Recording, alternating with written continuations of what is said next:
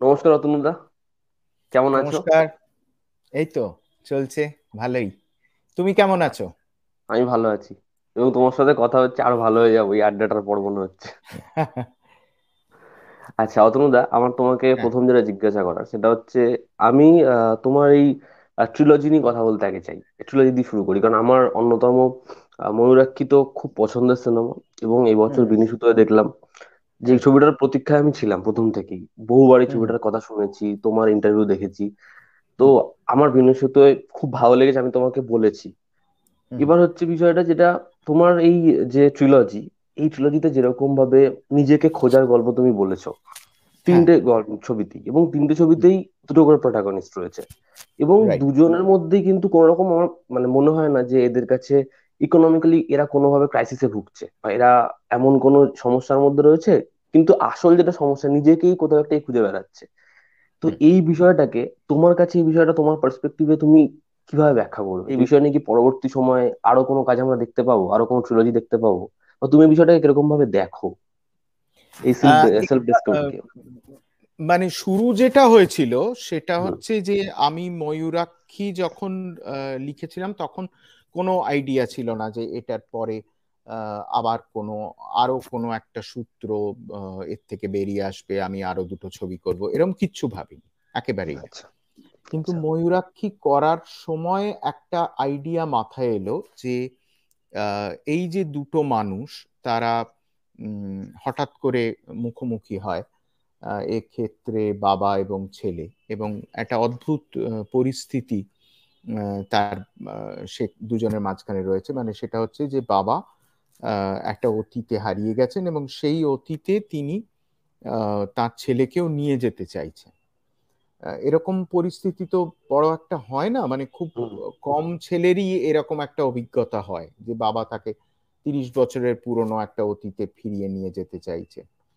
তো এটা করার পর আমার মনে হলো যে এটা একটা ভারী ইন্টারেস্টিং বিষয়, যে দুটো মানুষ এবং তার মাঝখানে একটা খুব আনইউজুয়াল কাইন্ড অফ ক্রাইসিস আর কি। তো এবার আমি যেটা করলাম যে আরো দুটো ভাবনা তখন মাথায় এলো। একটার ক্ষেত্রে তারা দুজনে প্রেমিক প্রেমিকা ছিল এক সময়, অনেকটা সময় পেরিয়ে গেছে এবং তাদের আবার নতুন করে দেখা হয়। আহ ভেতরে রাগ, বিতৃষ্ণা, ঘৃণা সবকিছুই আছে, অন্তত মেয়েটির ছেলেটির প্রতি প্রভূত পরিমাণে আছে। আমার যেটা খুব ইন্টারেস্টিং মনে হয়েছিল রবিবারের ক্ষেত্রে, যে আমরা সাধারণত এই প্রাক্তন প্রেম যখন আমরা ফিরে যাই, সে হুম। মানে আমরা যদি আহ, যতুগৃহর কথাও ভাবি, আহ, সুবোধ ঘোষের, বা পরবর্তী সময়ে যেসব ছবি হয়েছে এই বিষয়ে, তখন আমরা সবসময় দেখি সেই রবীন্দ্রনাথের যে লাইনটা আছে যে সবকিছুই আছে কিন্তু ওই সেটা ওই গভীরে আছে, এমন গভীরে আছে যে আমরা খুঁজে পাচ্ছি না। এবং সেখান থেকে কোথাও একটা দুটো মানুষ কি করে যে আমাদের ভেতরে যে খুব সুন্দর সময় যেটা আমরা কাটিয়েছি সেই হুম। সময়টাকে মনে রেখে আমরা দুজনে দুদিকে চলে যাই। হুম। আমি সেইটাকে ভাঙতে চাইছিলাম। আমি চাইছিলাম যে দুটো মানুষ, তারা যখন কাছাকাছি আসছে ওই ফ্রিকশন গুলোই হচ্ছে, যেটা খুব অবশ্যম্ভাবী হবেই।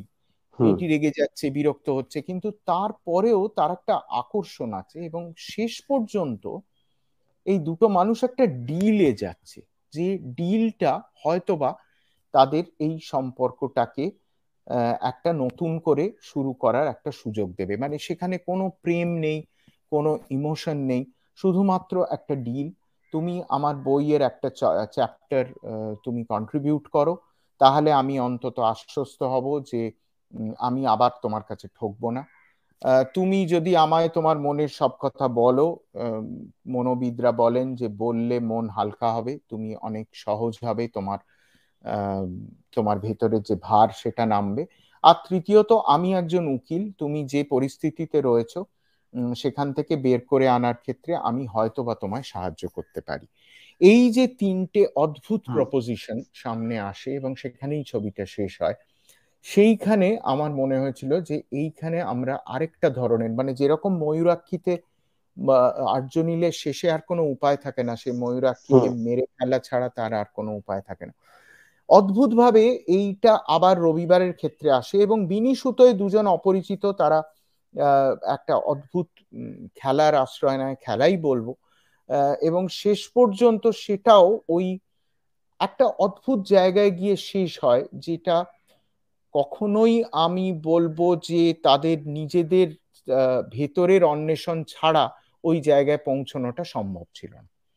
তো এই যে জায়গাগুলো, এই জায়গাগুলো সচরাচর আমরা ছবিতে পাই না। মানে আমাদের যে ধরনের ফর্মুলা মধ্যে থাকে, এই ফর্মুলার মধ্যে বাবা ছেলের গল্প হয়, খুব সহজ আদান প্রদানের একটা জায়গা, বা নয় সেটা খুব একটা ভালো নয় সম্পর্ক, বা খুব ভালো।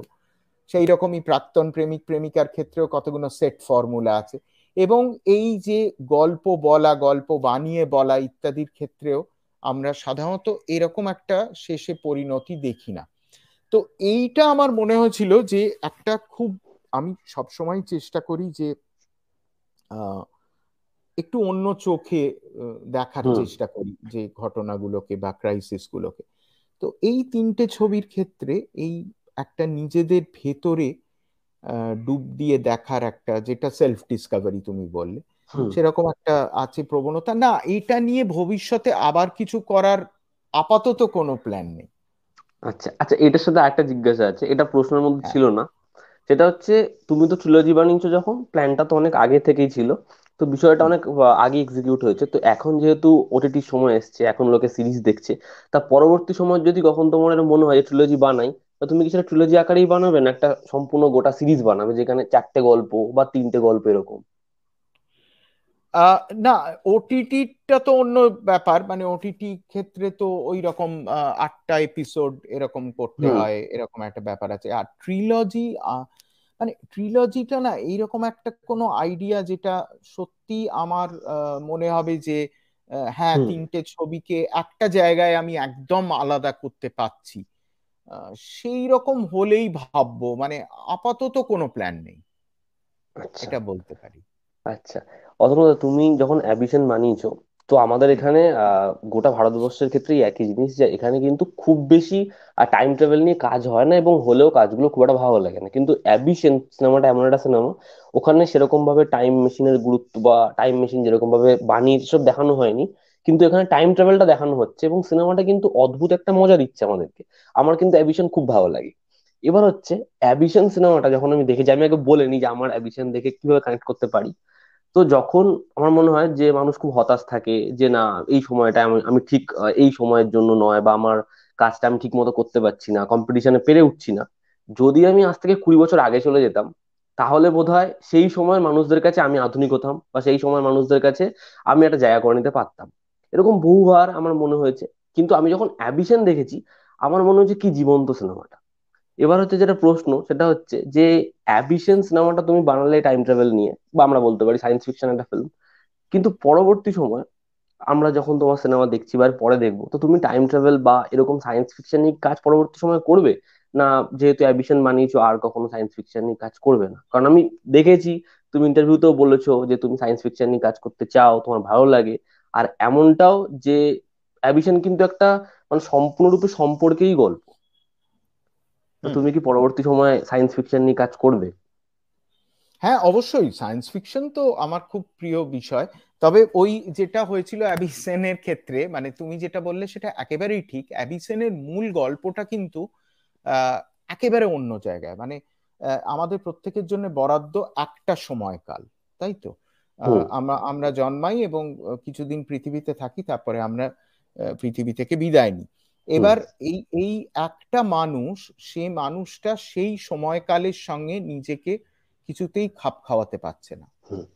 এবং সেখান থেকে সে পিছিয়ে যায়। কাজেই এখানে আমার এই টাইম ট্রাভেলটা হচ্ছে একটা লাফানোর জায়গা, মানে একটা স্প্রিং বোর্ড আর কি। আসল বিষয়টা কিন্তু অন্য। হুম। তো আহ, মানে এরকম হয়েছিল, কেউ একজন সমালোচক লিখেছিলেন যে এটা কি ধরনের একটা ছবি হলো, না আছে টাইম ট্রাভেলের মেশিন, না আছে কিছু, আচ্ছা। এবং কেন যে সায়েন্স ফিকশন এত অল্প টাকায় করার চেষ্টা করা হয় ইত্যাদি।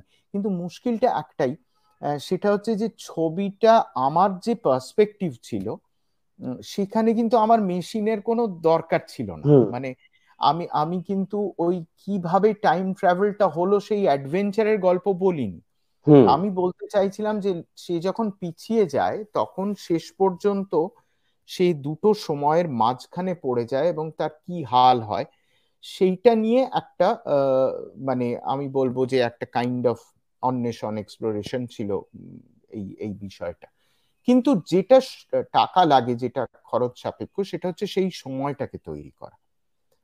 1980-কে তৈরি করা, আমরা অনেক গ্রাফিক্স ইত্যাদি, তাছাড়া সেই সময়ের মানে বেশ কিছু জিনিসপত্র জোগাড় করতে হয়েছিল, যেটা সত্যি খরচ সাপেক্ষ। এগুলো আমরা সাধারণত যে বাজেটে ছবি করি, আমি অন্তত হুম। করি, তার থেকে অ্যাবিসেন অনেকটা বেশি। তো এবারে এই রকম অ্যাবিসেনের মতো আবার কিছু করতে যাওয়া মানে আবার ওই একটা বড় বাজেটের প্ল্যানিং আর কি। তো সেরকম যদি সুযোগ হয় নিশ্চয়ই করব।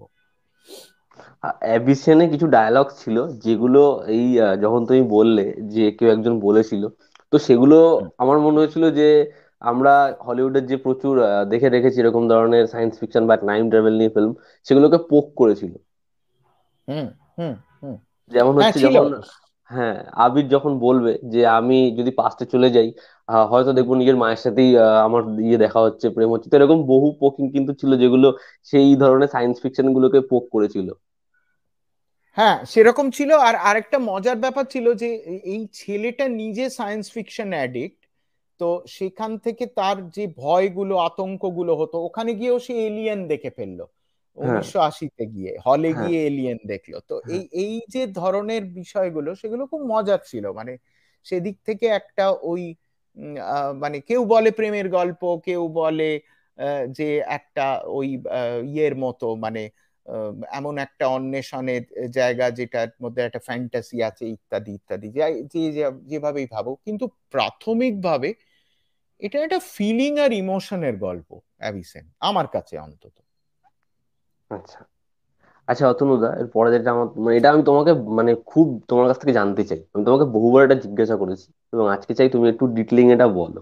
সেটা হচ্ছে তোমার ছবিতে, এই আমি বিনিশুতে যদি ধরি, উম, যেরকম ভাবে তুমি শর্ট গুলো নাও, বহু দৃশ্য দেখলে আমাদের মনে হয় যে এখানে যে দৃশ্যটা চলছে বা যে শটটা আমরা দেখছি, এটার মাধ্যমে একটা গল্প বলা হচ্ছে। আমি 72 ঘন্টার ক্ষেত্রেও সেটা দেখলাম। এর আগে তোমার ময়ূরাক্ষী তো দেখেইছি। ময়ূরাক্ষীতে যখন হচ্ছে সৌমিত্র চট্টোপাধ্যায় এবং ওরা ওই সিনটার ভাবে বোঝানোই হয়েছে এরকম ভাবে, প্রসেনজিৎ চট্টোপাধ্যায় ক্যাফেতে থাকবে, দুজনকে দেখতে পাবে, ইয়ে সৌমিত্র চট্টোপাধ্যায় সে বলবে যে যদি এখানে একটা ব্যাকগ্রাউন্ড মিউজিক থাকতো আমাদের জীবনে, এরকম একটা জায়গা রয়েছে, একটা ফ্রেম দেখানো হবে, বাইরে দুজন কথা বলছে। তো এই ভিজুয়ালি স্টোরি টেলিংটা কতটা ইম্পর্টেন্ট এবং তুমি সেটাকে কিরকম ভাবে দেখো? না, সিনেমা সিনেমা ব্যাপারটাই তো তাই। মানে সিনেমা তো একটা ওই গ্রিক শব্দ থেকে এসছে, যেটা কিনেমা আর কি, মানে মুভমেন্ট। এবার এই এই হুম মুভমেন্ট তো আমরা জানি যে সিনেমাকে সচল করেছে, বা মানে স্থির ছবি থেকে সচল করেছে টেকনোলজি, কিন্তু আসলে মুভমেন্টটা পাওয়াটা কত ধরনের মুভমেন্ট, মানে ফিলিং এর মুভমেন্ট, আমাদের ভাবনার মুভমেন্ট, আমাদের আইডিয়ার মুভমেন্ট।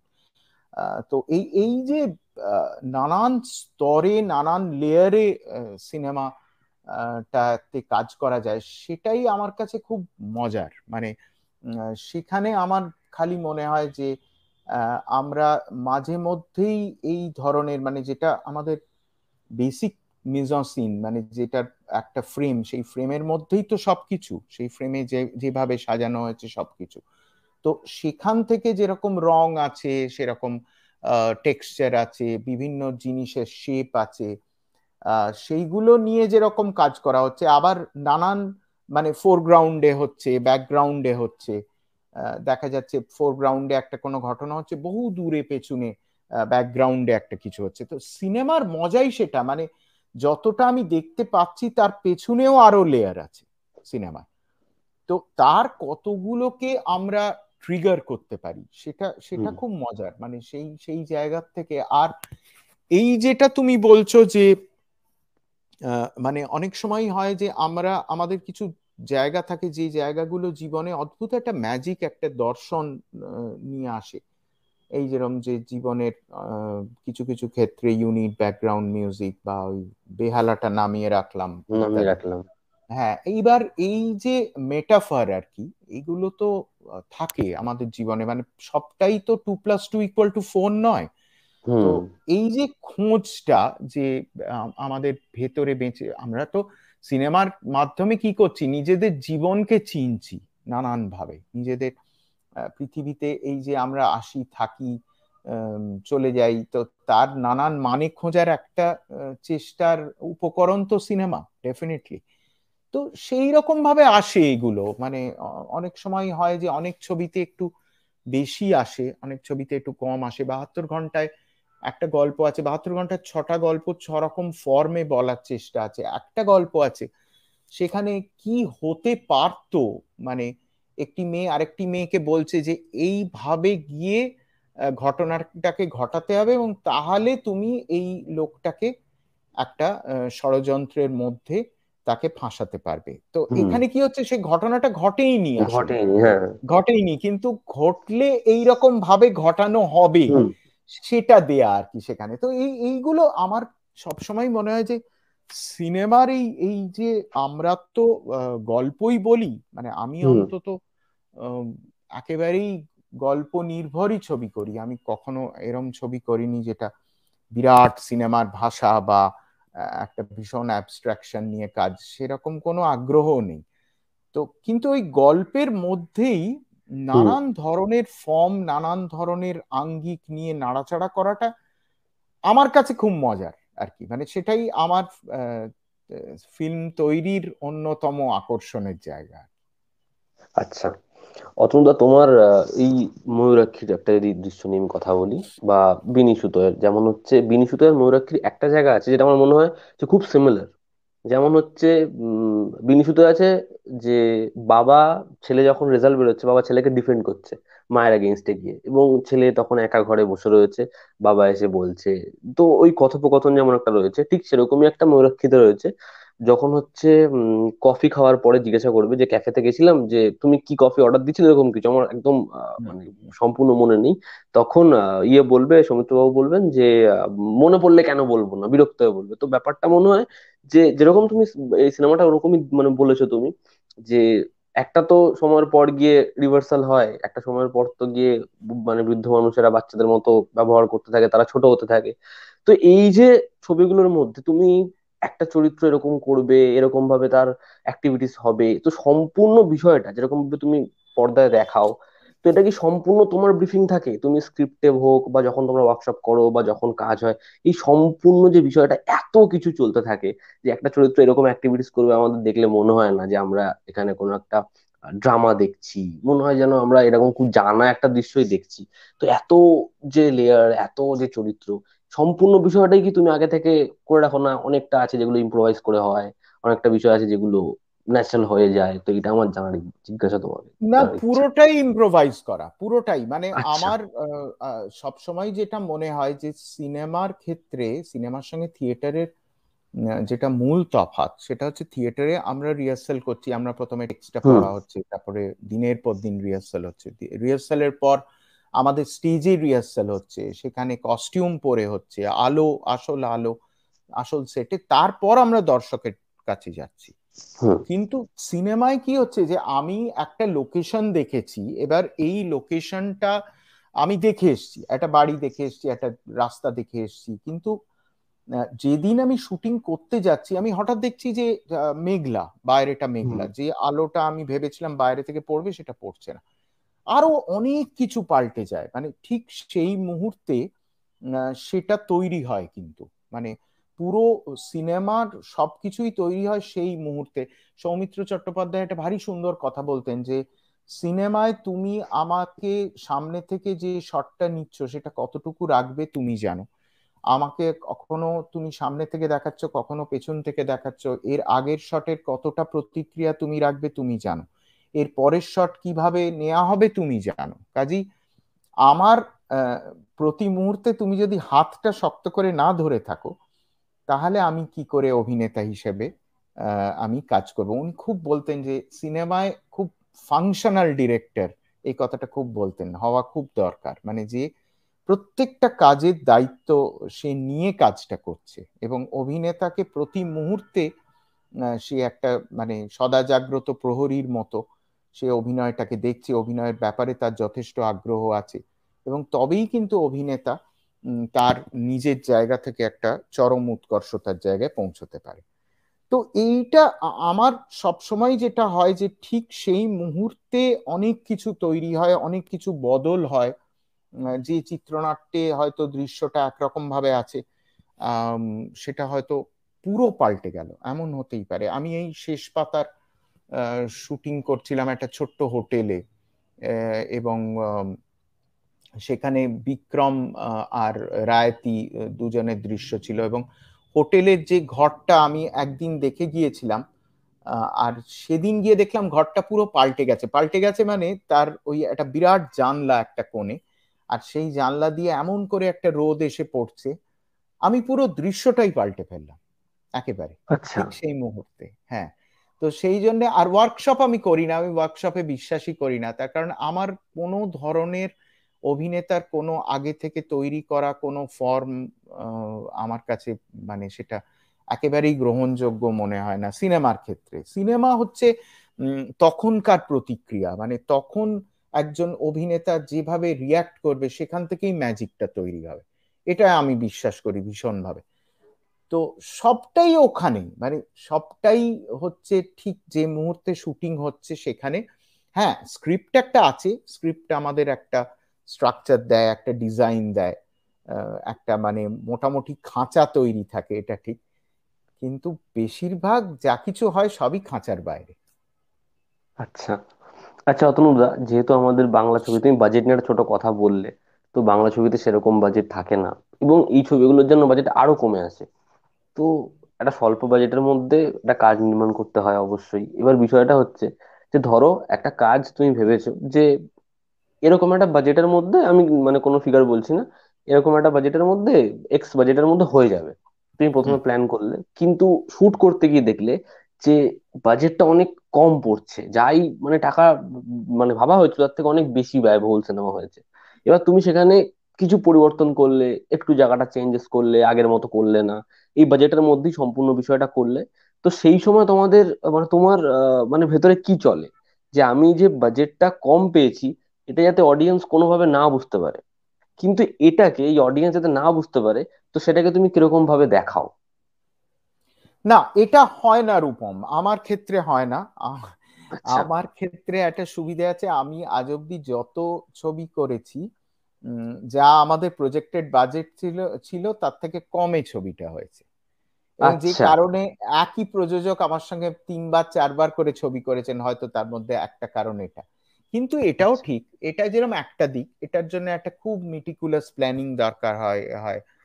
আমি বেসিক্যালি মানে মোর অফ এ টেকনিশিয়ান, আমি ক্রিয়েটিভ আচ্ছা। অনেক কম। আমি ভীষণ মিটিকুলাস, আমি ভীষণ ডিসিপ্লিনড, আমার কোনো দিন শুটিং এ আমি দেরিতে গেছি এমন কোনো দিন হবে না, কোনো দিন আমি এডিটিং এ নেই, ডাবিং এ নেই এমন হবে না। তো আমি ওদিক থেকে ভীষণ মিটিকুলাস, এবং সেই জন্যেই হয়তোবা আমি এইটা এই রকম একটা বাজেটে করতে পারি, এটা ঠিক। কিন্তু এই বাজেটটা সত্যি খুব কম, এবং বাজেটটা কম মানে কিরকম ভাবে বলছি দেখো, হুম। আমি প্রথম ছবি করেছিলাম অংশুমানের ছবি অংশ। 2009-তে, ঠিক 9 আছে? সাল, হ্যাঁ। আমরা 27 দিন শুটিং করেছিলাম। আচ্ছা। এবার গত 4টে ছবি আমি করেছি, ময়ূরাক্ষী, আহ, ইয়ে আমাদের রবিবার। দিনীসুতোয়, রবিবার, এবং শেষ পাতা। শেষ কথা। হুম। প্রত্যেকটা ছবি আমি করেছি 13 থেকে 15 দিনের মধ্যে। আচ্ছা। এইটাই বরাদ্দ এখন আমাদের জন্য, আমরা যে ধরনের ছবি করি তার জন্য এইটাই আমাদের বরাদ্দ।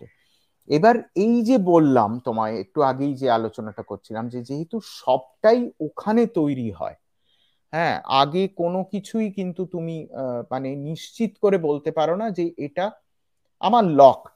হ্যাঁ, সিনেমার ক্ষেত্রে হয় না এটা। তো এবার তার কারণ অ্যাক্টররা প্রথম ইন্টারঅ্যাক্ট করছে, তারা তাদের একটা ভিউ পয়েন্ট আছে, হ্যাঁ, সিনেমাটোগ্রাফারের একটা ভিউ পয়েন্ট আছে, আমার নিজের ভিউ পয়েন্ট গুলো চেঞ্জ করছে শুটিং এর সময়। হুম। তো এই সবের জন্য একটা সময় লাগে, এবং সেই সময়টা আমি মাঝে মাঝে ফিল করি যে আমরা পাচ্ছি না। আমাদের আরেকটু সময় দরকার, আরেকটু তবে এটা কি হয় প্রথম থেকেই না, মানে ওই তোমার যতটুকু রিসোর্স আছে সেই হুম। রিসোর্স অনুসারে পুরো প্ল্যানিংই করা হয়। সেখানেই কিন্তু আমরা ওই সিনেমাটাকে একটুখানি তার মানটাকে নামিয়ে নিচ্ছি, সাধারণ করে নিচ্ছি, যতটা উৎকর্ষতার জায়গায় সেটা পৌঁছতে পারতো হয়তো পৌঁছচ্ছে না, তার কারণ প্রথম থেকেই উই আর ইকোনমাইজিং আর কি পুরো বিষয়টা, অতনুদা, এই সেটা যে চলছে। তোমাকে এই কম্প্রোমাইজ করতে হচ্ছে, তুমি নিজেই বললে যে তোমাকে একটু হুম। হলেও কম্প্রোমাইজ করতে হচ্ছে, তো এই কম্প্রোমাইজ করতে গিয়ে গোটা প্রোডাক্টে একটু হলেও এফেক্ট পড়ছে না? না, এটা কম্প্রোমাইজ ব্যাপারটার থেকে অনেক বড় কিছু। আমি বলবো যে এটা না, আমরা যে ভাবনায় একটা জিনিসটাকে করতে চাই হয়তো হুম। সেই ভাবনার কাছাকাছি আমরা পৌঁছতে পারি না, কখনোই পৌঁছতে, আমি তো পারিই না একেবারেই। তার কারণ হচ্ছে আচ্ছা। যে সেটা শুধু বাজেট নয়, আচ্ছা। শুধুমাত্র বাজেট নয়, আমাদের আমাদের নিজস্ব সীমাবদ্ধতা আছে, চলচ্চিত্রকার হিসেবে সীমাবদ্ধতা আছে। তাছাড়া আমি সবসময় মনে হয় কি যে আমাদের এই রাস্তাটাই ভুল ভ্রান্তি মধ্যে দিয়ে যাওয়ারই একটা রাস্তা। মানে কোনো ফিল্ম মেকার কি বলতে পারে সে যা কিছু করেছে ঠিক করেছে? কখনোই নয় আমার মনে হয়। মানে if he or she is honest, ভুল অজস্র থাকে, সব সময় থাকে। কারণ এই যে খোঁজা, খোঁজা মানেই তো আমি কি কনস্ট্যান্টলি চেষ্টা করছি যে একটা কিছু খুঁজতে, সব সময় কি সঠিক জায়গায় পৌঁছতে পারছি? কখনোই না, না। কখনোই না। কোনো ক্রিয়েটিভ ইয়ের ক্ষেত্রেই হয় না, আমাদের ক্ষেত্রে তো নয়। সেখানে ওই যেটা বললাম যে ধরো আজকে আমি একটা জিনিস শুট করছি, আজ রাত্রিরে ফিরে আমার মনে হলো ইস এটা তো আরো ভালোভাবে করা যায়, কিন্তু আমি কি সেটা রিশুট করতে পারবো পরের দিন? না। না। মানে যদি সেটা একটা বড় দৃশ্য হয়, মানে যেটা হুম। হয়তো আমার একাধ দিন বেড়ে যাবে, সেটা কি করতে পারবো? না, সেটা বরাদ্দ নয়। কাজে এই জায়গাগুলো তো, মানে এগুলো শুধু কম্প্রোমাইজ নয়, এগুলো হচ্ছে যে মানে কি বলবো, তুমি যে যে যতটুকু পেয়েছো তোমাকে তার মধ্যেই করতে মধ্যেই হবে, করতে এটা হবে। আমাদের ওপর, মানে বলতে গেলে আমরা এটা নিয়েই বাঁচবো যতদিন ছবি করব। আচ্ছা। আচ্ছা অতনুদা, এটা এবার হচ্ছে জিজ্ঞাসা, এটা আমার মানে খুব জিজ্ঞাসা করার ইচ্ছা তোমাকে, কোনটা বেশি কঠিন তোমার কাছে এই শুট রিলেটেড কথা যখন আমরা বলছি? একটা খুব কঠিন, বা কঠিনই বলবো না, ইন দ্য সেন্স যে তুমি একটা সুন্দর একটা দৃশ্য ভেবেছো, তার জন্য একটা খুব সুন্দর একটা শট লাগবে, একটা ওয়ান টেকে অনেকটা বড় একটা শট রয়েছে, সেটা বেশি কঠিন? না হচ্ছে একটা দৃশ্যে কম্পোজিশনটা তোমার কাছে বেশি কঠিন, যে অ্যাক্টর অ্যাক্ট্রেসরা যে এরকম ভাবে মুভ করবে, এই চরিত্রটাকে ঠিক সেই সময় পাস হতে হবে, এই চরিত্রটা ঠিক সেই সময়ে যাবে, সেই সময় এক ফালি রোদ পড়ছে, তো এই কম্পোজিশনটা কঠিন, না এখানে সম্পূর্ণ একটা দৃশ্যে একটা শটের যেরকম ভাবে মানে ভেবেছো তুমি সেটা কঠিন? এমনিতে আমার মনে হয় যে কোনো শট তার মানে মুখ্য উপজীব্য হওয়া উচিত তার সিম্পলিসিটি, আচ্ছা। প্রাথমিকভাবে, হ্যাঁ আচ্ছা। প্রাথমিকভাবে। কিন্তু আবার এও ঠিক যে অনেক শট থাকে যেগুলো কমপ্লেক্স, মানে যেরকম তুমি বললে যে কতগুলো কোঅর্ডিনেশনের ব্যাপার থাকে, সেই কোঅর্ডিনেশন গুলো দরকার, সেগুলো করতেই হবে।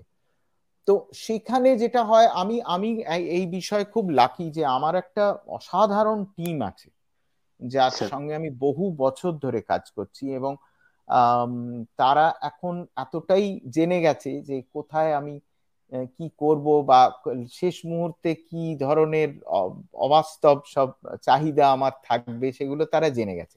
তো তারা খুব আচ্ছা। প্রিপেয়ার্ড থাকে, তো সেইটার জন্য আমার খুব সুবিধে। যেরকম ধরো এই বিনি সুতোয় আমাদের একটা বিরাট ক্রাউড হ্যান্ডেল করার ছিল। হ্যাঁ। তো সেখানে তো হয় অসুবিধে, তো হয় সেইগুলো তো মানে সেগুলো ডিফিকাল্ট। আর সেগুলো ডিফিকাল্টের থেকেও বড় কথা হচ্ছে সেগুলো ওইটুকু সময়ের মধ্যে আরো ডিফিকাল্ট। আবার ওই একই জায়গায় আসছি যে যেহেতু হ্যাঁ। আমাদের এই শর্টেজ অফ টাইম এতটা কমিয়ে দিয়েছে, মানে সিনেমার দিন, শুটিং এর দিন এত কমে গেছে, এটা বেশ ডিফিকাল্ট, সত্যিই ডিফিকাল্ট। মানে সেখানে সিম্পলিসিটি খোঁজাও ডিফিকাল্ট, আবার কমপ্লেক্স কিছু হলেও ডিফিকাল্ট। ডিফিকাল্ট। কেন সিম্পলিসিটি তো সহজে আসে না, সেটা তো হ্যাঁ। হঠাৎ করে অতর্কিতেই তোমায় ডিসকভার করতে হবে হ্যাঁ। না। আচ্ছা অতনুদা, এখন তো ওটিটির যেরকম ভাবে ওটিটিতে কাজ হচ্ছে, তা তোমার কি ওটিটিতে, যেমন তোমার 72 ঘন্টা না চাইতেই ওটিটিতে রিলিজ হয়েছে, হুম। যেমন এটা তো তুমি ওরকম ভাবে প্ল্যান করো নি যে চরকিতে আসবে, তো এটা এখন একটা ওটিটিতে এসেছে। তো এর পরবর্তী তোমার যে কাজগুলো আছে, বা তুমি কি কখনো প্ল্যান করেছো এরকম যে এর পরে ওটিটির জন্য কাজ করবে? আমাকে কেউ আপাতত। ডাকেনি ওটিটিতে, মানে আমায় কেউ করতে বলেনি এখনো অব্দি। এবং খুব যে তারা আগ্রহী কেউ ওটিটিতে আমার সঙ্গে কাজ করার ব্যাপারে সেরকমও শুনিনি। আচ্ছা। কাজেই আমি বলতে পারি না। যদি তারা আগ্রহী হন, কেন এখানে কি হয়, আমাদের তো কোনো একজন প্রযোজক এগিয়ে এলে তবেই তো আমি ছবিটা করতে পারবো। তো সেরকম কোনো একটা ওটিটি প্ল্যাটফর্ম যেরকম চরকির ভালো লাগলো, তাদের মনে হলো এই কাজটা তারা নেবেন, তারা দেখাবেন, তাই জন্যই হলো। তো সেই রকম যদি কখনো কেউ আগ্রহী হন, তখন নিশ্চয়ই ভাববো। হ্যাঁ, ভাবনা তো আছে কতগুলো। আমার কাছে ওটিটি খুব অন্য রকম একটা জায়গা। মানে আমার মনে হয় যে এটা এমন একটা জায়গা যেখানে একলা একটা দর্শক আর হুম। একটা ছবি। হ্যাঁ, মানে সে একা দেখছে, সে এই ঠিক যেরকম আমরা কথা বলছি কানে হ্যাঁ। ইয়ারফোন নিয়ে, সে হয়তো স্ক্রিনের সামনে বসে দেখছে। সেটা খুব মজার, সেটা সেটা খুব চ্যালেঞ্জিংও। আর সেই কাজটা করতে খুব ভালো লাগবে আর কি, ডেফিনেটলি। আচ্ছা। আমার একদম শেষের কয়টা জিজ্ঞাসা আছে তোমাকে, পুরোপুরি শেষে চলেই এসেছি। আচ্ছা, সেটা হচ্ছে যে আমরা অপুর সংসারে একটা দৃশ্য রয়েছে। আমি ওরকম একটা দৃশ্য, এটা আমার বন্ধুর একটা জিজ্ঞাসা তোমাকে, তার সাথে আমারও। অপুর সংসারে একটা দৃশ্য রয়েছে যখন হচ্ছে অপর্ণা বলে অপুকে যে ঠিক আছে তুমি কাজ ছেড়ে দেবে, আর ওদের একটা কথা হয় হচ্ছে যে মানে ওই বাড়ি ছেড়ে এসছো। অপু একটু রেগেই থাকে, তো সেই সময় যখন বলে যে তুমি টিউশনটাও ছেড়ে দাও, তো এরকম একটা দিক রয়েছে। ঠিক সেরকম একটা দিক রবিবারেও রয়েছে, যখন হচ্ছে প্রসেনজিৎ চট্টোপাধ্যায় যে চরিত্রটা, সে সাহায্য নেবে, জয় হাসান একসেপ্ট করবে, কথাবার্তা বলবে। তো এরকম যে ছোট ছোট তোমার ছবিতে দৃশ্যগুলো থাকে, যে তুমি কি মানে প্রথম থেকে ভাবো যে এই দৃশ্যটা বা এরকম একটা কাজের মাধ্যমে বা ছোট্ট একটা জায়গায় এখানে আমি এরকম হোমাজ দিতে পারি, বা এই দৃশ্যটা সেটার একটা বর্তমানের আদল, তো এগুলো কি ভাবা থাকে না, এগুলো পরবর্তী সময়ে যখন না, সিনেমা না। তৈরি হয় মানে হ্যাঁ, সাদৃশ্য এগুলো চলেই আসে? সাদৃশ্য আমি বলবো না। এগুলো না কি হয়, আমাদের চিরাচরিত যেসব সম্পর্কের যে আহ, মানে রসায়নগুলো আর কি, হুম, হুম, হুম, সেই রসায়নগুলো নানান ভাবে আসে। এই যে বাবা ছেলে, বাবা ছেলের যে সম্পর্ক, হুম, হুম, সেখানেই আহ, অপু কাজলের যে সম্পর্ক, সেই হুম, সম্পর্কের মানে আমি বলবো অনুষঙ্গ তো কত ভাবে আসতে পারে, আসেও আমাদের আমাদের ছবিতে। কারণ এগুলো এমন একটা জায়গায় আমি বলবো যে এগুলো স্পর্শ করে, এমন একটা আহ, মানে ইয়ে আধার তৈরি করে যেটা চিরকালীন, যেটা ক্লাসিক্যাল আর কি, যেটা কালজয়ী। কাজেই এগুলো ফিরে ফিরে আসে নানান ভাবে। আম, এগুলো ফিরে ফিরে আসে এবং মানে আধুনিক হয়, হয়তো অনেক সময় অনেকটাই আধুনিক হয়। সেটার ইন্টারপ্রিটেশন গুলো আধুনিক হয়। ওই যেরকম ময়ূরাক্ষীতে ওই বাবা সেই একটা লেখা লিখে বলছেন এটা কার লেখা, তখন ও বলছে গ্ল্যাডস্টোন। তো হ্যাঁ, ঠিক সেই রকম ভাবেই এইতেও একটা ওই রকম ভাবে ওই ঋত্বিক ওর ছেলেকে জিজ্ঞেস করে কতগুলো ইয়ে কেন, কেন তোর জিওগ্রাফি ইয়ে হয়েছে, পড়িসনি, ভালো। এই ইত্যাদি হ্যাঁ। এরকম। হ্যাঁ, মানে ওই ওই রকমই এক একটা জিনিস ফিরে ফিরে আসে আর কি। আচ্ছা। তোমাকে শেষ, এটা জিজ্ঞাসা না, এটা হচ্ছে শেষ পাতা সম্পর্কে যদি কিছু বলো। শেষ পাতা, আহ, মানে আমরা অনেক সময় এরকম দেখা যায় যে সৃষ্টিশীল মানুষ যারা